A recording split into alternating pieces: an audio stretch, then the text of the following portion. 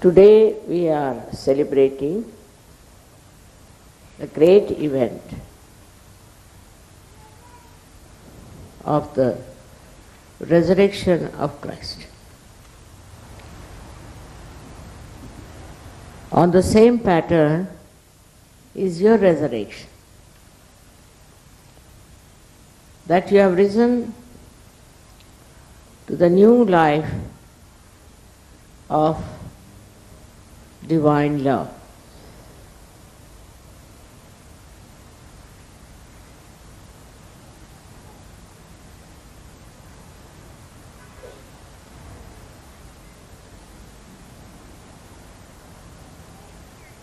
You were all in the knowledge that there's something higher has to happen. That you are to be born again. But nobody knew how it works. The subtle side of your being was never told to you. The saints only talked as to how you should behave. They only said how you should try to keep a very pure life, sincere life. But they didn't tell you how it will work out. Of course, people knew in India about it. Very few of them, very, very few of them. But now it's a worldwide knowledge through you people.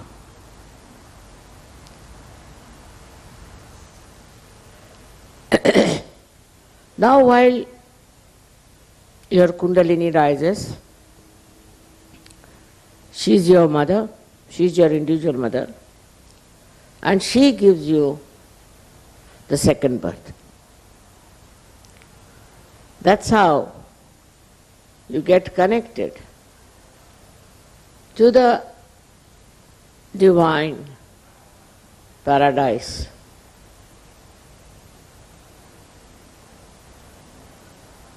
All this, if it is told without realization, has no meaning.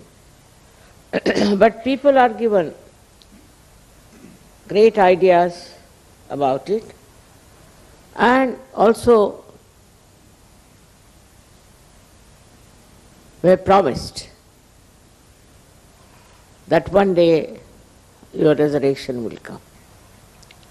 It is the greatest happening for you. Is the greatest event of your life. And one must consider it's very fortunate that you have been able to achieve it. All this because you desired for it. In many of your lives, you have been desiring for the heavenly paradise. People have been going down in the hills and dales, seeking, doing all kinds of things. That's already done by you. You don't have to give up anything. No need to give up anything. This wrong idea, I should say it untimely idea. This is the time when you have to get your sahaja resurrection, spontaneous resurrection. You don't have to do anything about it. It's just so simple as that. Has worked out so well. I was really very much overjoyed to see that so many people, especially Muslims, about whom I have been so much worried, that how can you save these people? They are so much lost in the mess of wrong thinking. One has to understand that this Quran was written 40 years after the death of Muhammad. So maybe that there might be some words which are just being shifted, maybe, and the meaning might be little bit ambiguous. Also, there was another book called Sunnah came out about the same time and was managed by a person who was not such a great soul, I should say, because he was not a realized soul. I can't understand. How can you religiously understand a poetry, and in the poetry, whatever is written, how can you interpret it correctly? This is the reason why I am a poet also. I could have written a poetry about it, but I said no. Poetry can be twisted, and also people can misuse it.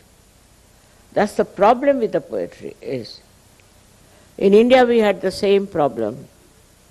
For example, Kabira wrote such beautiful poetry, and the way they interpreted was so nonsensical and so much different from the spirit of Kabira's songs.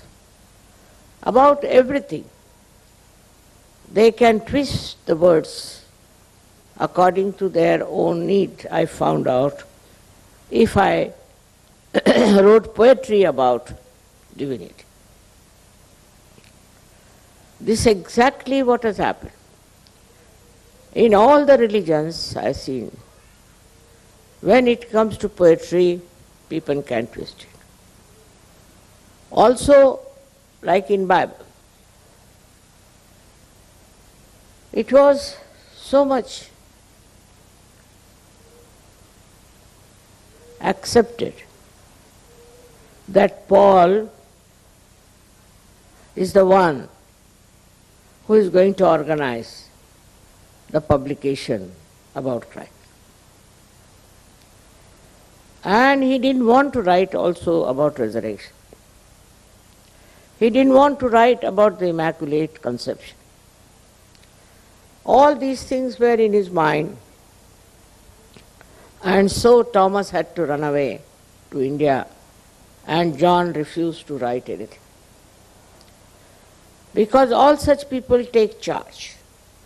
They become in charge.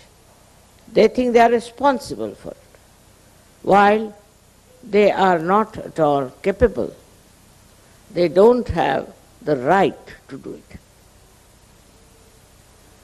As a result of that, Christianity took a very wrong attitude towards the inner growth of human being.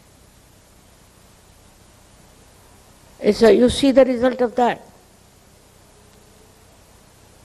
Today, when you see what's happening with the Catholic Church, you are amazed. How can such an organization be a religious organization where all kinds of nonsensical things are going on? I was also born in a Christian family, and I was shocked the way they interpreted Christ's life and the way he talked about it with great authority. Books and books were written. They give big, big sermons. I thought there's no truth in it what they're talking. Even my father felt the same way. Because All these books came much after the authors of these books. Secondly, those who tried to write it were not authorized to do that. They were not spiritual people. They all wanted to have power. They wanted to have power in religion. The power in religion is inside, and that should be awakened. I must say, thanks to the Sufis of this country and other countries, that people still think that there is something beyond all these words and talks and books. This is something, such a blessing that we have, that in every country we had someone who talked about reality, about the truth.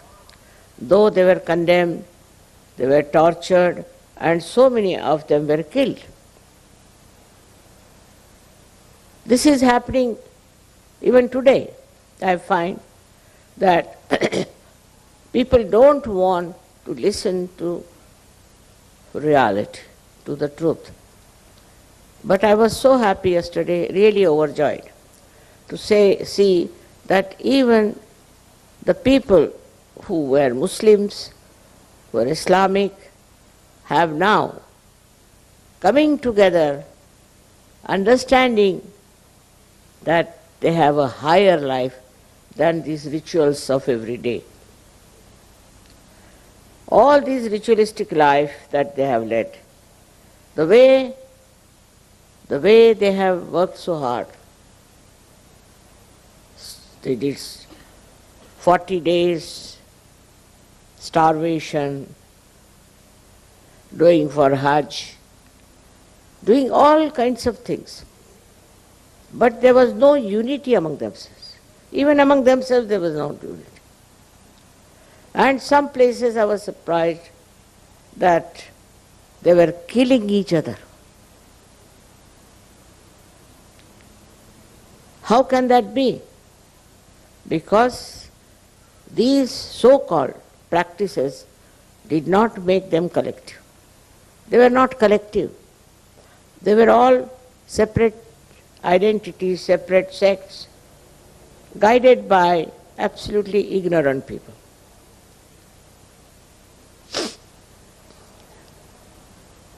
So, we have to really celebrate the unity of these people, the collective nature of these people who were lost to the truth.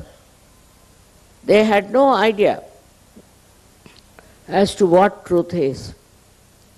But still, a seeker can never find consolation with whatever exists. He's seeking.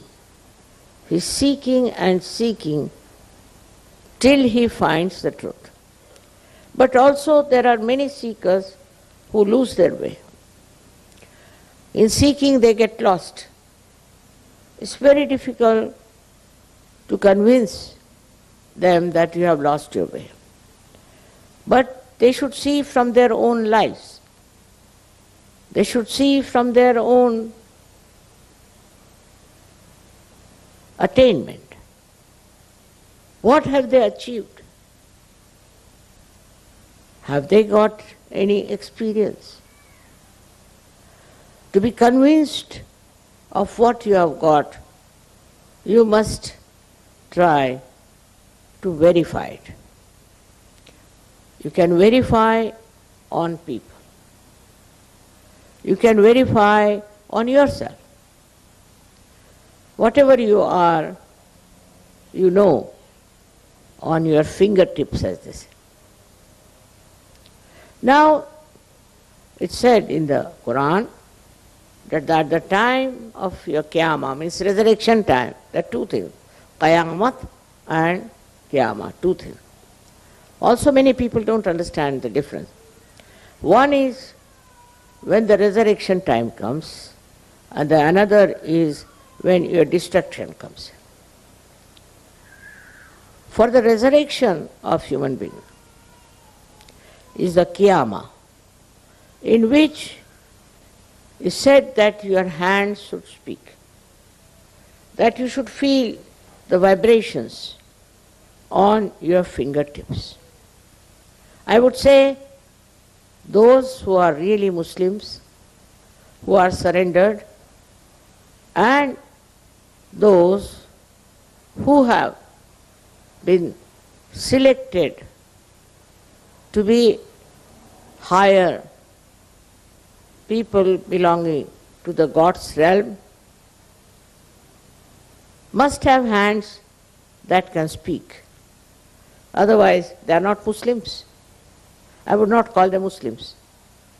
They may be human beings, but not Muslims.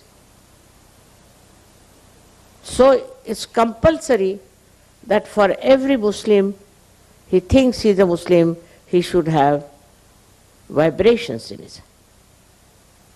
He should feel the vibrations.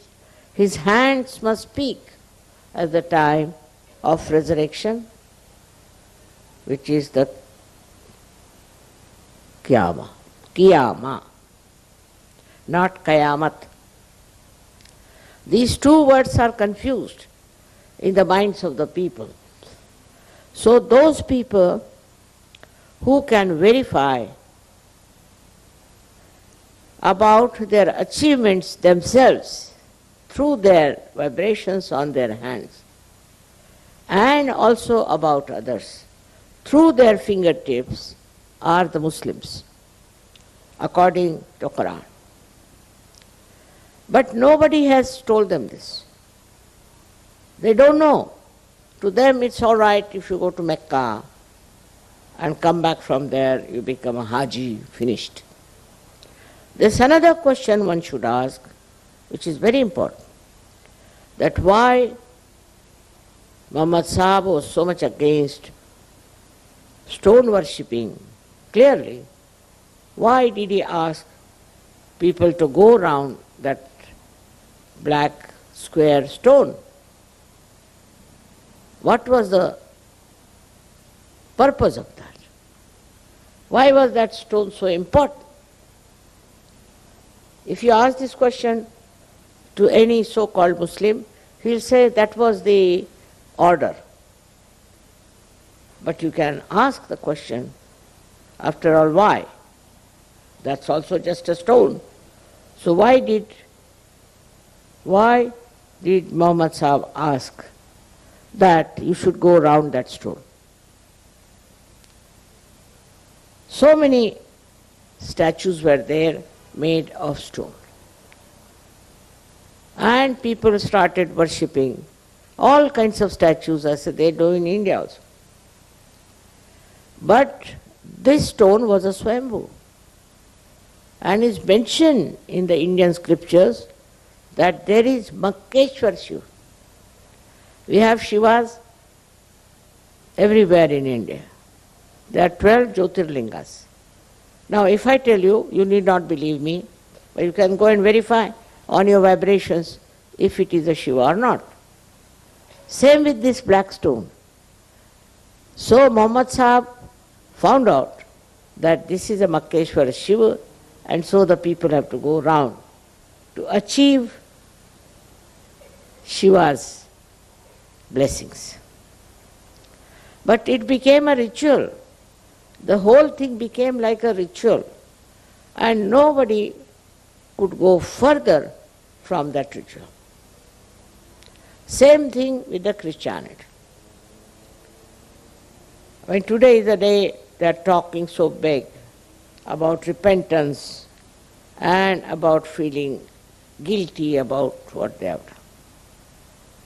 But why did they do it? They are supposed to be in charge of goodness, of virtues. So why did they do it? Why did they do wrong things?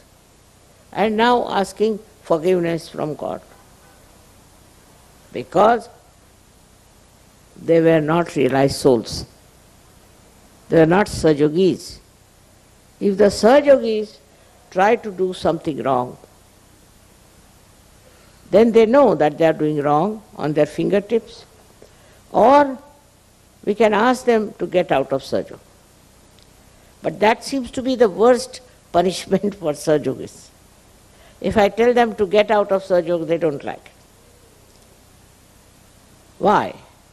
Because they feel we are separated from reality. All the blessings of the reality are lost to them. They think that.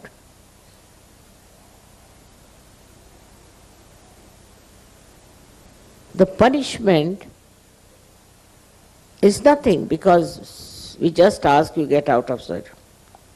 To look at it's nothing. But Sahaja Yoga is complete freedom. Sahaja Yoga is complete blessing. Sahaja Yoga is complete peace and joy. Surprisingly, if you read Quran, you'll be amazed that Muhammad Sahib wanted to bring peace. But it's not so. I met one man from Kashmir. He said that where is the peace? They are all fighting, we want peace. But surprisingly he said, in India we find there's peace. But this Kashmir is a mad place where everybody is all the time challenged and everything attacked under the name of Islam itself. So I said, it's not Islam. Islam means surrender. And he said, if you surrender, they'll kill you. We have no protection. It's very surprising, very, very surprising how now the Muslims themselves are realizing that this cannot be divine life. This cannot be divine life. Because in divine life, people are just the same with each other. You see, we had Sufis all over the world. I've read them. I've read the Sufis of Turkey and also other places. Even in India we had Sufis, though they don't call themselves Sufis so much.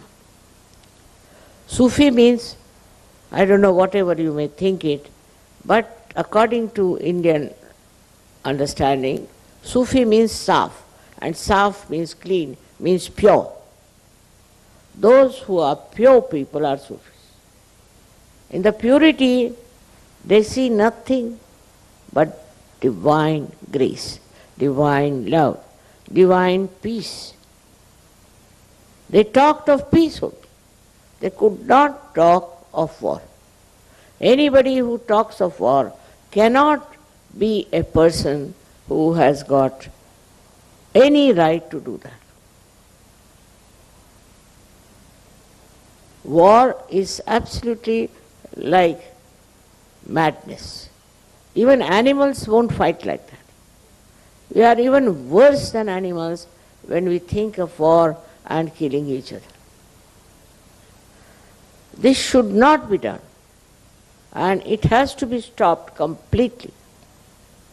Nobody has right to kill anybody unless and until he is attacked. So, what we hear about our resurrection is this, that we are above so many things. We have lost all those destructive qualities. As in Sanskrit they call it, we have 6 enemies.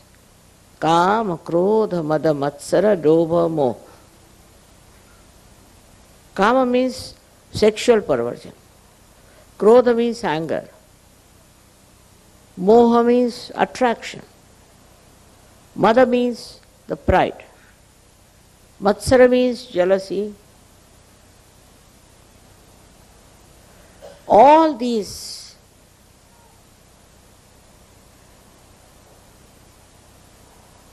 six things, sixth one is the greed. all these 6 things that we had in our mind, out of our ignorance, out of our upbringing, out of our reading, whatever it is, whatever we had developed, we were having, just drops out. When the Kundalini rises and you become one with the divine, then you are on sound grounds. You realize that you have found the truth, and you no more can enjoy all these destructive habits. They just drop out. So you go into a new realm of divine construction within you. This is the real resurrection of human being. Now, you know that certain subtle things still remain despite the fact that people try to destroy the books, to spoil the meaning of things. Despite that, subtle things remain there. For example, we offer eggs during Easter. What's the meaning of offering eggs? Why should we offer an egg? First of all, we offer egg because the egg can go into a transformation. It can become a small chick. It can be born again. It's the egg has a capacity to be born again. So when you get this egg as a symbol of Easter, it means you can become a different person, a reformed person, and a great spiritual person. You can become. It means that. Why do we give eggs? People don't know. I asked so many people. I asked even some priests who think they are great authorities of Christianity. They didn't know why they give eggs. Secondly, if you read the story about the birth of Sri Ganesh, and then you proceed on, you'll be surprised it's written down that it was called as Brahmand, means the egg of the Brahma. That came into existence, and half of it became the Mahavishnu, means the Christ, and half of it remained as Sri Ganesh. And then it is said that then when Mahavishnu came out, he started crying for his father. Just think of it. He was asking for his father. Now if you see Christ, he always uses these 2 fingers. No other incarnation has used these 2 fingers. This means, you know, this is the Vishuddhi and this is the Nabi. That means he's talking of his father who was Nabi king. Who is that? You know that very well, it's the Vishnu. And his incarnation as Sri Krishna. So what he's indicating is this, that they are my father. How clearly he does that? Why not have some other mudras, other style of holding the fingers? But he holds always these 2 fingers. Meaning, my father, the one who was Vishnu and who was Sri Krishna. And then in the lives of Sri Krishna, they say Mahavishnu will be your son. All these things are not put together, as I am telling you. Separately, But if you have proper understanding, you can understand the connection between the two. That Christ was the son of Sri Vishnu and Sri Krishna. And that was blessed, that you will be the support of the whole universe. The support, the Aadhar of the whole universe. He said it clearly. It is said so. That you will be supporting the whole universe. Now the one half is Sri Ganesh, who is the support in a way. It supports the Kundalini. It looks after the Kundalini. It looks after the chastity of the mother. And the another one which is expressed is Jesus Christ, who is the support of the whole universe. So naturally, it has to be the moral basis, as he is a part and parcel of Sri Ganesha. It's the moral basis of human being. On the moral basis only will be supported. Not all other nonsense that they have, but a moral basis, and which is missing in the lives of Christianity. Everything is allowed. Very surprising. You can do whatever you like, as long as you don't take a divorce in the Catholic Church. And also in the other church, which we can call non-Catholic churches, there are many. Even if you are married, you can do whatever you like. Even the Vatican, I was told, has all these problems. How can that be? If you are the people who think you are baptized, I mean, there's a big celebration of baptism by these priests. Then where is the Sahasrara? And where is the Kundalini? And how do you have your second birth? There's no second birth. Just some priest puts his hand on your head. Actually, it makes a problem for realized souls to put hand of the priests who are not realized souls.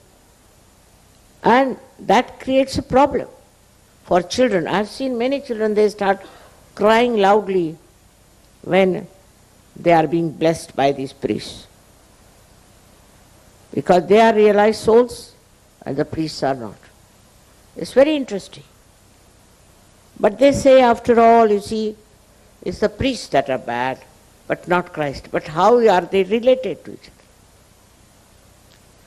Christ stood for morality. And about him also, in these modern times, they are saying all kinds of filthy things. They cannot understand a character which is moral. To this extent we have gone. Morality is out of question. You do whatever you like, as long as you go to church and confess, you are all right.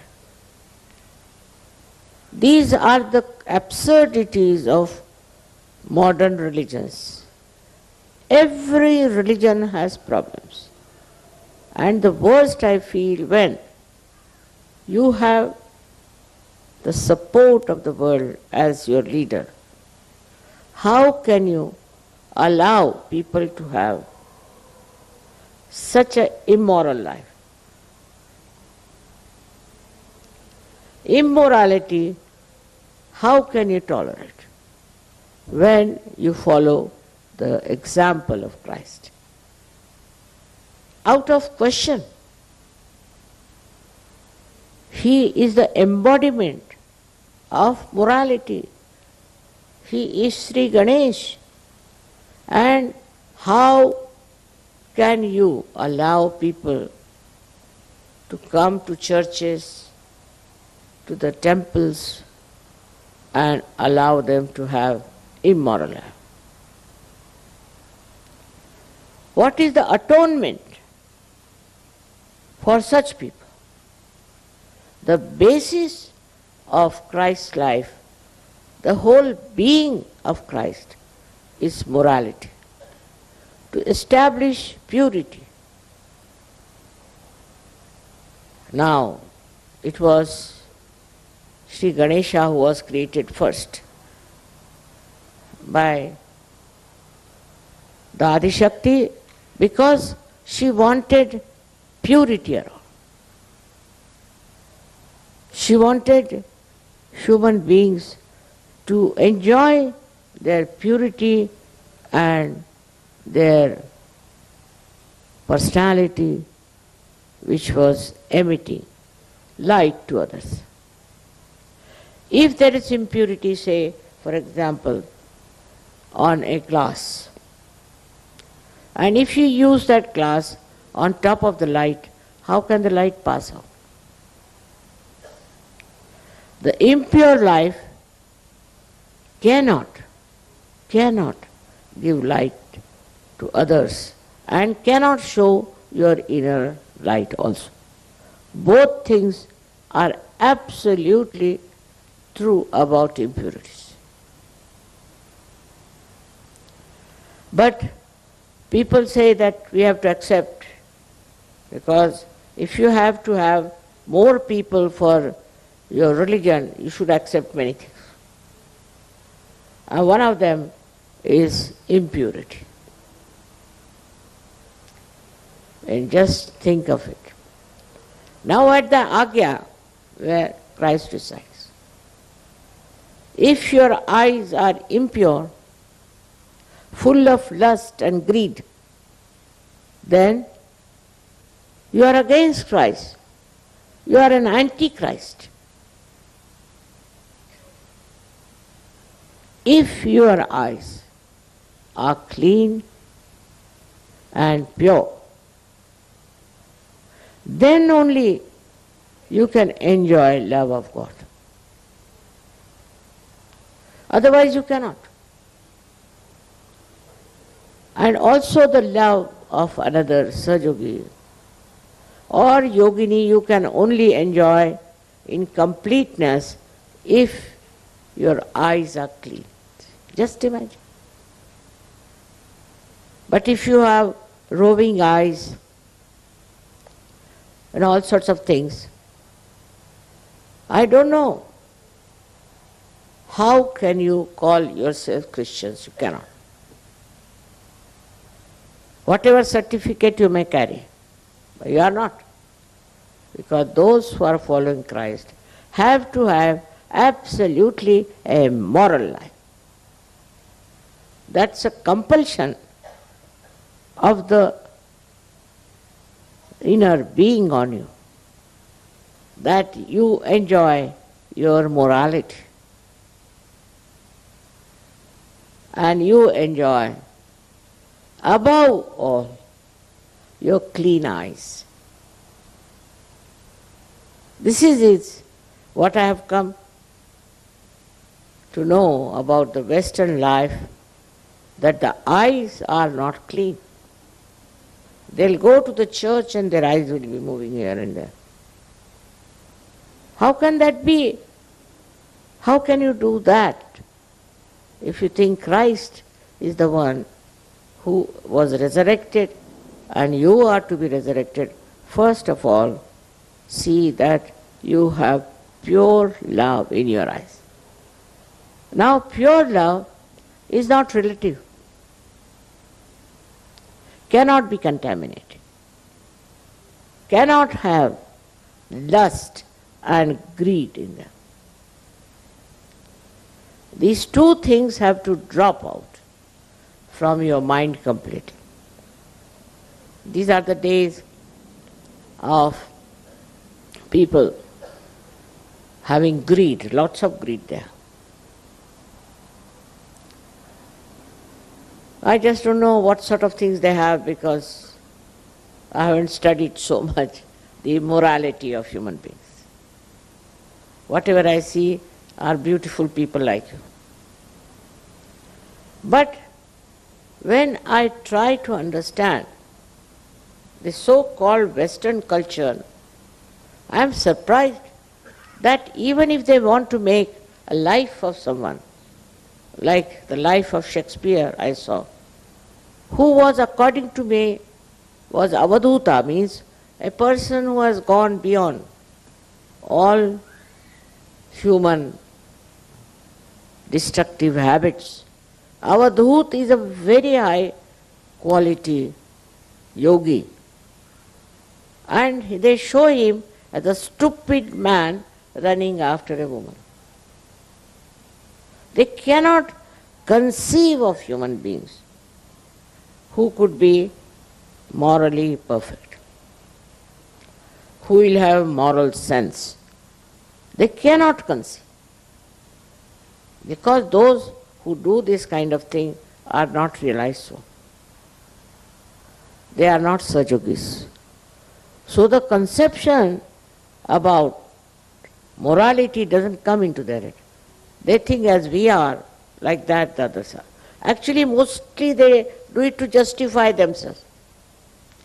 So ugly and so horrifying is the depiction of the character of such great people who talk such great things, shows that human beings are really degraded in their value system. They cannot conceive of somebody who is an ideal personality. They think by saying so, they are talking of something beyond reality. They don't know reality. Yesterday's Sufi thing, I was very impressed when they said about the 4 stages that you are. And out of that, the hakikat means the reality.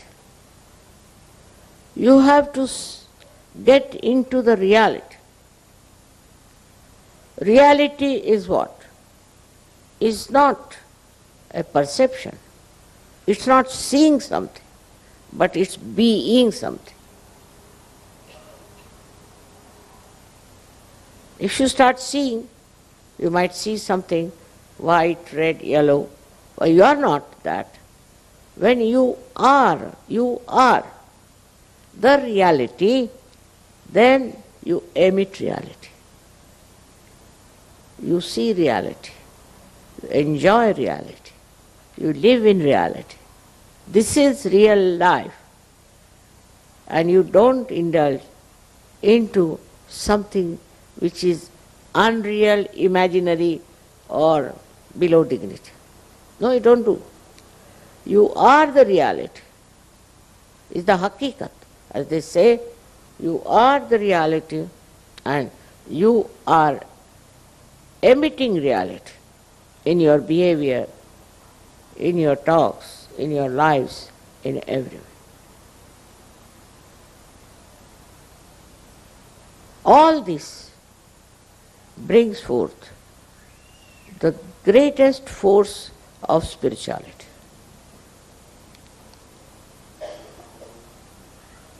Whatever is falsehood, whatever is wrong, whatever is destructive, will run away from a man who stands in reality. It is automatic.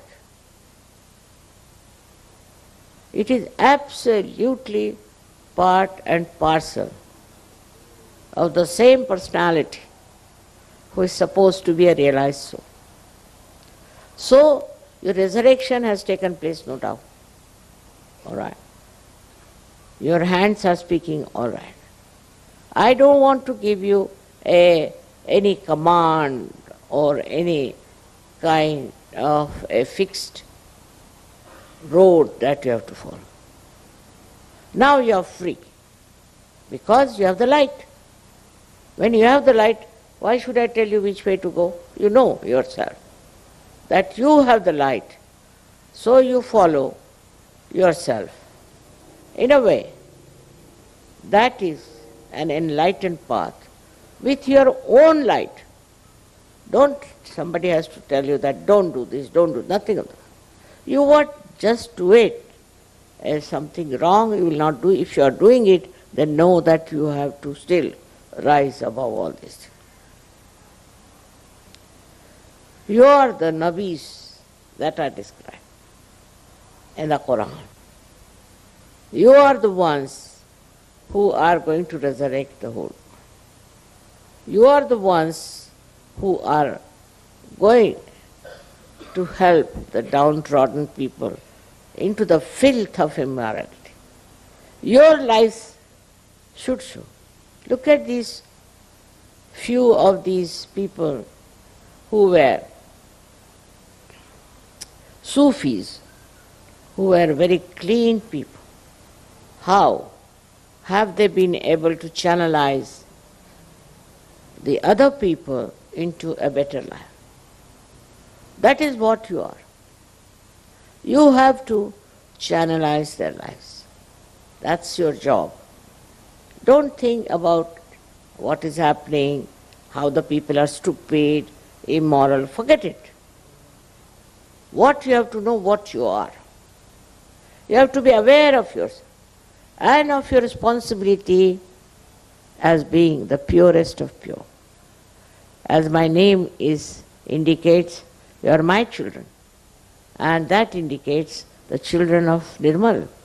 Means purity. Purity is the basis of your existence. You should try to see where you got impure. In which part? There's no mistake in appreciating the art, appreciating all that is beautiful, appreciating all that is created out of beautiful minds. But there should be no lust and greed in that appreciation. Pure appreciation, purity is the message. And once you have the purity within yourself, you will love yourself. As I love you, you will love you also. And then you will understand this word love, which comes out of the purity, the blossoming of your purity, the fragrance of your purity. You enjoy all the time, and the love that you have flows towards all those who are to be loved, who have to be looked after. Don't worry about the people who are destructive. And that's the only word I can use, because there are so many things one can say about. Let them be destructive because they are destroying themselves. Why should we worry about them? They think they are destroying others, but they are not. They are destroying themselves, so forget about it. Just forget you think yourself to be responsible for the construction of the whole world. It's not only few people. You are very intelligent, knowledgeable, and understanding. You are not like the disciples of Christ who were not educated, who didn't understand so much, and who did get realization, but were not of your level. Whatever they could do reached to a point where this kind of a mess of a Christianity has come. But you can't create that kind. You will create a new, vibrant religion which is global. I was very happy to see that now we have people from all over the world. It's a global movement all over. It has nothing to do with the limited ideas of so-called religions. They have ruined every religion. Islam is ruined, Christianity ruined, and Hinduism ruined, and Buddhism the worst.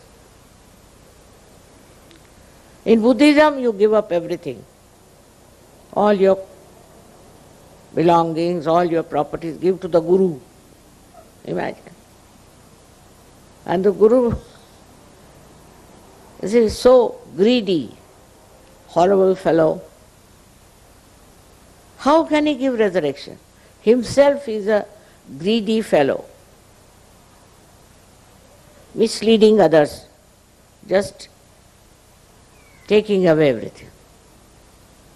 The same thing about Christianity, that you all become nuns, you become fathers, you become brothers, and I don't know, all nonsense. But there's no change with it. Somebody came to me and I say, why did you become a priest? He said, because I was jobless. I had no job. Baba. So I took up the job of a priest. And imagine.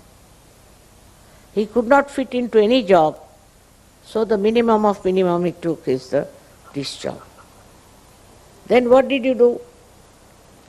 They told me what I have to preach. And first I had to practice and remember it by heart. And then I don't know. I started talking this, talking that. I said, he must be a big possessed man. He had no mind of his own. He didn't know what he was talking. He would take out one sentence from Bible and go on talking, boring everybody. And I was surprised that within 15 minutes, people wanted to get out of the church. As soon as the sermon was over, they would run out and breathe. Thank God. Is that what religion gives you? Is that what should happen to you? No, it's not that. What happens to you that you enjoy yourself, you enjoy the collectivity, you enjoy the goodness, the morality, the whole thing is like the nectar of life. So, that changes the whole picture. The ritualism is so much. In the Hindu religion, there's too much of ritualism. You sit on the right or you sit on the left, you do this at this time. I mean, lots of it. That when your sister dies, how many days you should starve yourself. If your husband dies, then how many days? Dies is died, finished. The body is finished now. So you fast for so many days. It's very wrong, because you are fasting, the bhoot might come into you. But still, what I would say, all these ritualisms and all that are created by human beings who were claiming to be something great. They are not. By no means they are the people in charge of morality, in charge of higher life. They lead such a mundane, useless life. I went to a temple of Sri Ganesha, which is supposed to be Swayambhu. One of the 8 temples, it is one of them. And I was surprised. The man who was worshipping, was supposed to be the priest, he was suffering from paralysis. And his brother died of paralysis. Now his son was also paralyzed. He said, what is this Ganesha doing to us, mother? I said, what are you doing to Ganesha? How much money you earn out of it? He said, quite a lot. And then what do you do with this money? Do you do anything for the society? Do you try to improve their lives? Have you any attention on the society? Or you are just looking after yourself? As a result, he's got paralysis. His brother got paralysis, his son got paralysis. And he was blaming Ganesha for that. He said, is it a real Ganesha? Yes, it is. But you are not. You don't deserve. I told him off on his way. He said, all right, you may say whatever you like, but you cure me. I said, first promise that whatever money you get out of this temple, you will spend it for the betterment of people. But how can they? They are not realized. Such a lot of priests I see walking about with all these funny dresses and what? These are like dead bodies walking around with all kinds of bad vibrations. So I can't understand. And the other people are very simple. They say, oh my goodness, see now he's a priest, so they must respect. But they don't see, they do not ascertain what is the spiritual value of that person who calls himself as the priest. That is your job. You don't have to fight with them. You don't have to denounce them. You don't have to describe them. No need. But understand that you are different. You have the right. You are the authority. And so with that authority and confidence, you have to go about and save people. You are realized souls. You got your resurrection. You are yogis, I agree. But what is your job? Why? Why this has happened? Why this light has come into you is to take the blind in your hands and take them towards the light. This is what is your resurrection for. It's not only for your seeking, but also is the grace of the divine for you to make the whole world divine as far as possible. How many people have you given realization? How many people you have talked to them? I tell you, I was surprised. Once I was traveling by plane and there was some lady traveling with me and she started talking to me about her cult, about her nonsense. And I said, look at her. Shamelessly she was talking. Listening to her, I said, Sahajogis won't. They won't talk about Sahajogi. Every person who is a Sahajogi has to talk about Sahajogi. May not be with the wrong type, but with the right type of people. That's a thing you have to do. That's why you are enlightened. You are not enlightened to be put somewhere in the forest or to be lost to the whole world. You are enlightened, you are resurrected to enlighten other people. That's what you are there for. And you can do it. Many have done it, so many of you have done it. And I would say that all of you, whether you are a man or a woman, you have to do it. And that's the request of your mother, that make use of your realization. And the attention should be only on realization. How many people you are going to give realization to? How many people you are going to save? It's a very simple job for you. You have to just raise the Kundalini. You can. You should see how just with your hand you can raise the Kundalini of others and give them their resurrection. You don't have to do anything. The life is not that difficult for you. Your job is the easiest thing. It's just to raise your hand. In your hand you have the power. Just to raise your hand and give them realization. Instead of feeling diffident. That's why I would say you are all resurrected, you are all realized souls, and you have to create the divine paradise.